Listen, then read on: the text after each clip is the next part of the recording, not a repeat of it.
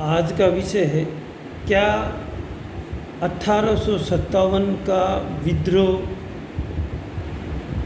भारत का प्रथम राष्ट्रीय स्वतंत्रता संग्राम था। इस विषय पर अपन चर्चा करेंगे। इसके बारे में विभिन्न अलग अलग मत है। कईयों ने इसे विद्रोही का, कईयों ने इसे राष्ट्रीय आंदोलन का, कईयों ने विप्लव का, कईयों ने कहा इसकी शक्ति सीमित थी, कईयों ने कहा ये उत्तर भारत तक ही सीमित था। ऐसे विभिन्न मत हैं। हम उन मतों की चर्चा करते हुए इस विषय पे चर्चा करेंगे। तो 1857 का विद्रोह है, इसको अनेक इतिहासकारों ने भारत का स्वतंत्रता संग्राम कहने से परहेज किया। मतलब उन्होंने ये कहा कि ये भारत का स्वतंत्रता संग्राम प्रथम स्वतंत्रता संग्राम या स्वतंत्रता संग्राम नहीं था। इसमें सर जॉन लॉरेंस और सीले ये इतिहासकार थे। इन्होंने कहा कि ये एकमात्र सैनिक विद्रोह था जिसके द्वारा ये मुगल पुनः सत्ता प्राप्त करना चाहते थे। टी.आर. होम्स ने इसे सभ्यता और बर्बरता के विरुद्ध संघर्ष माना। इसमें उन्होंने ये माना कि भाई अंग्रेज तो सभ्य थे, बाकी सब यहाँ के जो निवासी थे बर्बर थे।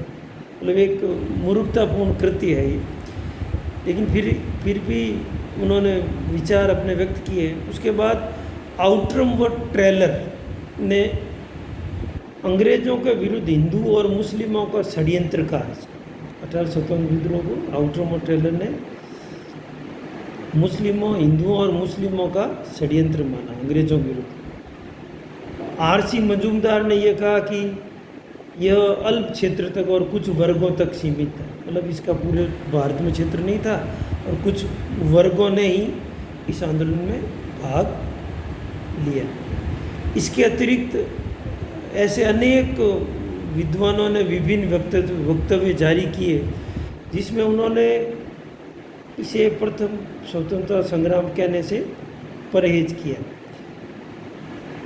जिनमें मुख्य रूप से है, कुछ ने ये कहा कि भाई ये विद्रोही नेताओं के समान उद्देश्य नहीं थे। अर्थात जो विद्रोही थे वो विभिन्न उद्देश्यों को लेकर इसमें कार्य कर रहे थे। इसके अतिरिक्त यह एक सचेत योजना का परिणाम नहीं था। अर्थात इस विद्रोह को संगठनात्मक रूप से तैयारी करके या एक पूर्व योजना से इसको नहीं किया गया।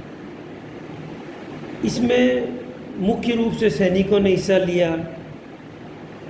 इसके अतिरिक्त ये भी कहा जाता है कि अनेक देशी राजाओं व अधिकांश सेना ने सरकार का साथ दिया।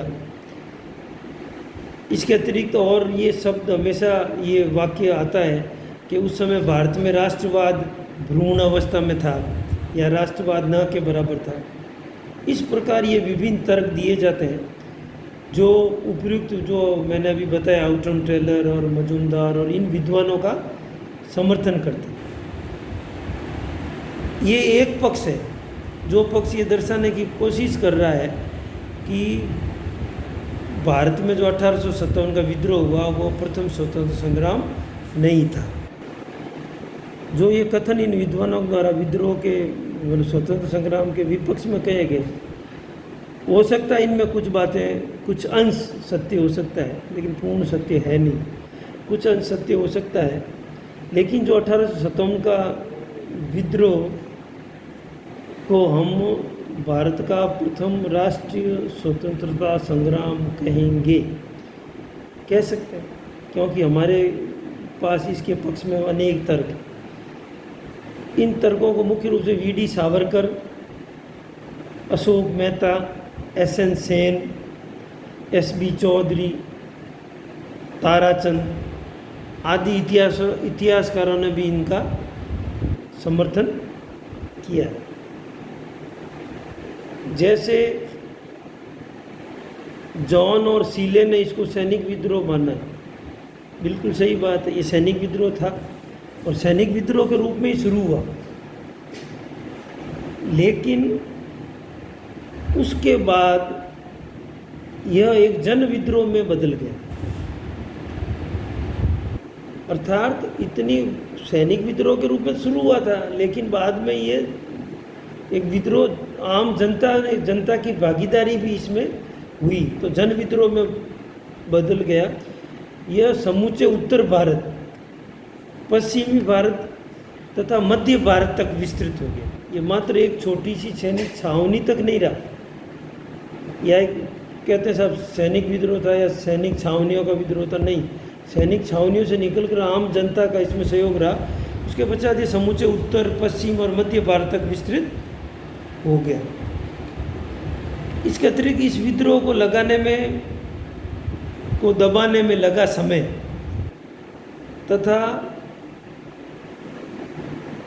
इस विद्रोह में अंग्रेजों के द्वारा जो आम जनता की हत्याएं या क्रूरता की गई, उससे भी ये पता चलता कि ये विद्रोह कितना गहन था या कितना उन्होंने अंग्रेजों ने इसको सीरियस लिया,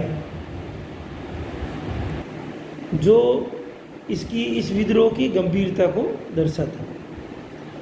होम्स, आउटरम और टेलर ने जो विचार रखे, जो बर्बरता और सभ्यता के बीच संघर्ष, जो उसके विचार पूर्ण रूप से स्वीकार नहीं कर सकते, अस्वीकार्य, सिरे से खारिज करते अपन, क्योंकि वो प्रजातीय श्रेष्ठ पर आधारित है। अंग्रेज श्रेष्ठ, बाकी सब कमज़ोर और पिछड़े और दुर्बल और बर्बर, ये संभव नहीं है। जो भारतीय सभ्यता और संस्कृति, तो उनसे पूर्व की सभ्यता और संस्कृति, हड़प्पा काल की सभ्यता है, वैदिक काल की सभ्यता, तो उनसे तो मुझे लगता है ज़्यादा सभ्य है। इसके अतिरिक्त विद्रोह की जो घटनाओं में जो एक रूपता स्पष्ट थी, क्योंकि सभी विदेशी सत्ता के प्रतीकों पर सामूहिक प्रहार किए गए। जिस तीव्र गति से विद्रोह फैला, आम जन में जो सरकार के विरोधी भावनाओं को दर्शाता, वरना इतना तेजी से नहीं फैलता। इसके अतिरिक्त आम जनता में सरकारी विरोधी भावना और रोष को बताता। हिंदू और मुस्लिमों दोनों ने बिना किसी भेदभाव के इस विद्रोह के पक्ष में, इस आंदोलन के पक्ष में हिस्सा लिया और सैनिकों की और सहायता की, और आम जनता ने उनका बहुत ही समर्थन किया। ये कहते हैं साहब ये विद्रोह सचेत योजना का परिणाम नहीं। हालांकि यह सही बात हो सकती है, लेकिन अंग्रेजों की दमन व शोषण की नीति से बिना राजनीतिक दृष्टि से संगठित हुए इतना बड़ा विद्रोह संभव हुआ, ये एक बहुत बड़ा विषय है। मतलब बिना किसी सचेत योजना के या राजनीतिक रूप से किसी संगठन या किसी संस्था के आह्वान के आम जनता ने इस लेवल पे भाग लिया, ये एक अपने आप में बहुत ही बड़ी बात है। इसके अतिरिक्त कहते हैं साहब उस समय राष्ट्रीयता भ्रूण अवस्था में थी, तब ये अपेक्षा करना अर्थहीन होगा कि संपूर्ण जनता विद्रोह में शामिल हो, क्योंकि चाहे रूस की क्रांति हो, चाहे फ्रांस की क्रांति हो, चाहे अमेरिका की क्रांति हो, किसी भी क्रांति में संपूर्ण जनता ने कभी भाग नहीं लिया। एक जो भी जागरूक वर्ग है या उनके जो प्रतिनिधि करते हैं वही भाग लेते। तो फिर भी अधिकांश जनसमूह ने इस विद्रोह में महत्वपूर्ण भूमिका का निर्वहन किया। इसके अतिरिक्त यह स्वाभाविक था कि कई लोग इसमें लाभ उठाने के उद्देश्य से शामिल हुए होंगे, लेकिन विद्रोह में जो बलिदान दिखा, यहाँ का जो द्रष्टव्य बलिदान था, बलिदान की भावना जो द्रष्टव्य थी, वो जनता के न्यायपूर्ण संघर्ष की कहानी कहती। इसलिए निसंदेह रूप से हम ये कह सकते हैं कि यह भारतीय स्वतंत्रता का प्रथम संग्राम था। यद्यपि इसकी शक्ति तथा क्षेत्र सीमित हो सकता है, तथा इस विद्रोह ने अपनी विफलता में भी इसने एक महान उद्देश्य की पूर्ति की। यह उस राष्ट्रीय आंदोलन का प्रेरणा स्रोत बन गया जिसने वह हासिल कर दिखाया जो यह विद्रोह हासिल नहीं